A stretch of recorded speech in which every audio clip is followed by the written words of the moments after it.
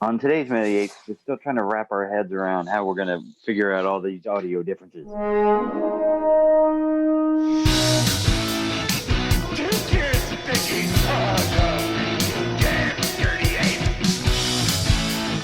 Exercise with an ape maker, human down.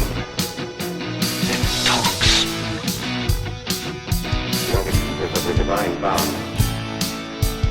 We are determined to know what the apes want, war or peace. The only good human is a dead human. And if it is man's destiny one day to be dominated, then, oh, please, God, let him be dominated by such as you.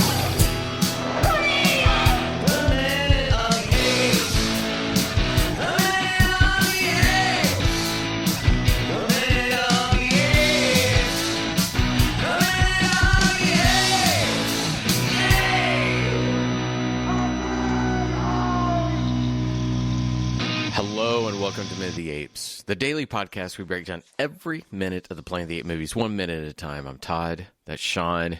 Richard, are you still with us, or did you give up on us because we're out of sync? I'm looking up the script. Yay, Richard's still with us.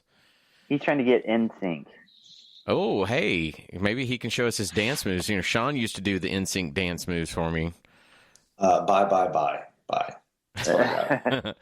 So we are still trying to wrap our heads around the differences between these two films. And while, you know, I kind of like that this happened to us because it really does start to show the differences between the two movies. Boy, it is confusing. So, yeah, Sean, tell us what you have going on with your minute, which you are officially watching the extended cut. So tell us what's going on with minute 64, right? All right, yep. We're going to start minute 64 with the announcer giving dire news and ends with the gorillas ascending stairs. Okay, and then Richard is, along with me, we find out that we are watching the theatrical version, unbeknownst to us. So, Richard, tell us what's going on with our version of minute 64. So we started further into the announcer's announcement, right? We got a good chunk of what he said in our last minute. Mm-hmm. What we do get out of this minute is we jump to more announcer speak that was not in the script. Okay. So not only do we get to see the all of the announcers' visuals, spoken a moment, we then get to see the apes descending stairs, and we get an additional moment with the announcer over the speaker, which will probably be in Sean's next minute. Okay. Well, let's start with the extended version, which is Sean's. So here we go, minute 64 of the extended version of Conquest of the Planet of the Apes. Ape management is in the hands of the apes. Many officials are either dead or held hostage, and the main band of rioting apes are at this very moment marching on the city. It's been established that the ape mob is under the command of a supernormally intelligent chimpanzee who has acquired the power of speech. That idiot! This chimpanzee... Got a retraction immediately. Announce that the talking ape has been apprehended and put to bed. The child of the two talking chimpanzees, Cornelius and Zira, who came to us from outer space 20 years ago. As such, he constitutes a threat to the future of the whole human race.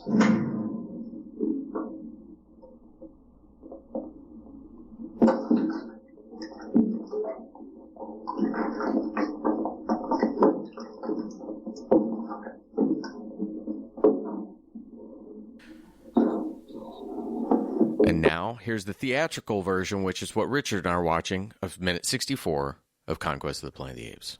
A supernormally intelligent chimpanzee who has acquired the power of speech. That idiot! This chimpanzee... Got a retraction immediately. Announce that the talking ape has been apprehended and put to death. The child of the two talking chimpanzees, Cornelius and Zira, who came to us from outer space 20 years ago. As such, he constitutes a threat to the future of the whole human race.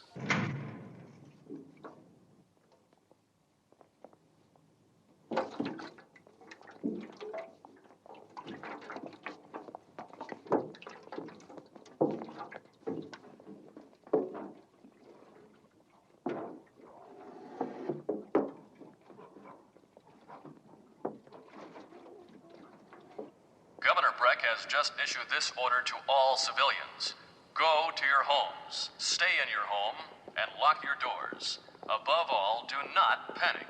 Azimut 64, we've got a courtyard's worth of gorillas, chimpanzees, orangutans, imported apes, Caesars. We've lost some apes in the revolution. We got a planet's worth of humans, -1 Armando, lots of guards and ape management, especially one crispy style. Whew, it's getting busy. Man, I want a crispy style person in my version. I'm really pissed right now at Amazon that I didn't get the crispy person.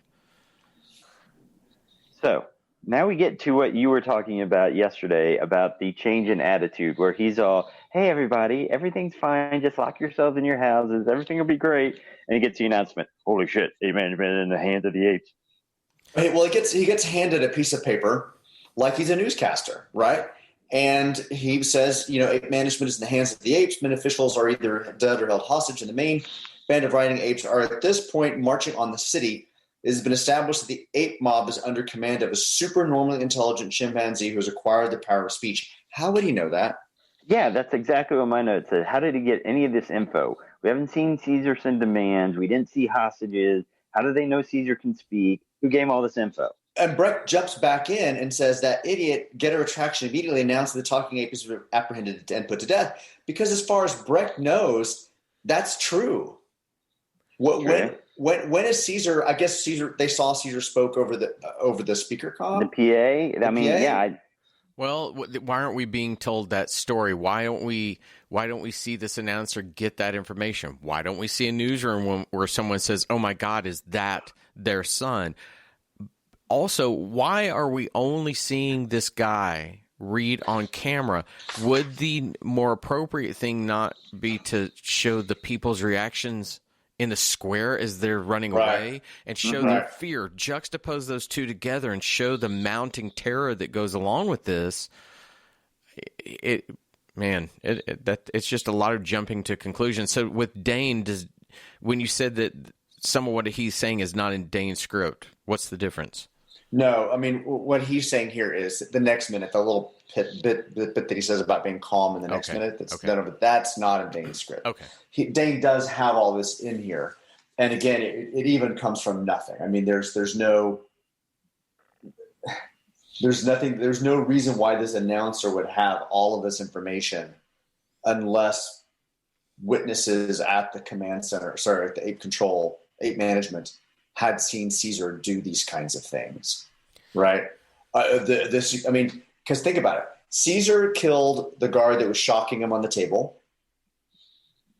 Caesar spoke over the intercom, so maybe the guards in the room saw that.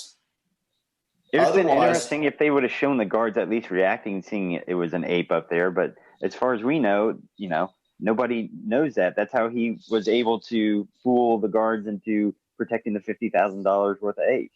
I mean, maybe it's possible that McDonald knows that he got out alive and McDonald is leaking this to the press. Culp, McDonald, and Breck are the three people that at this point that are alive that know that Caesar can talk.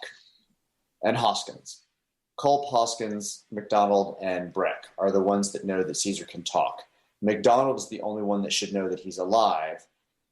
Caesar did speak over the microphone at the command center, but it's not obvious that any of the guards saw that enough to be able to say what's going on. I'm trying to look this up. When was the IFB invented, which I think is the in-ear piece that's worn by news announcers, Secret Service, etc. So that people can talk to them.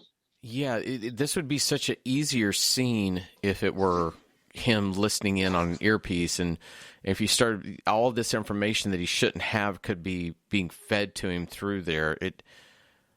I can't find when they were created, but the note thing is weird. If we cut away from him, also, you could imply or you could make the excuse that different things are being handed to him on notes, and we're not just seeing it. But he is very much the phantom informational source in the sky that's telling us everything we need to know, so we're afraid. Right.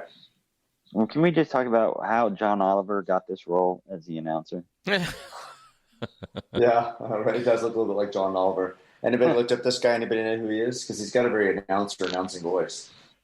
I didn't. Nope.